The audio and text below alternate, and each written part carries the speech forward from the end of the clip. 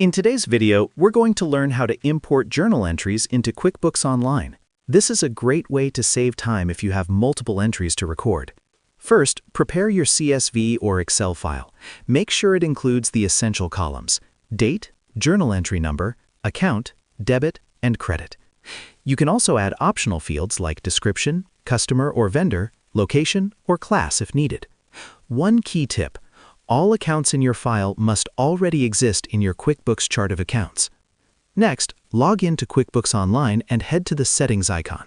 From there, select Import Data, then choose Journal Entries. Click Browse to upload your CSV file, then hit Next. Now it's time to map your columns. This means matching the headers in your CSV to the fields in QuickBooks, like linking your Date column to the Journal Date field.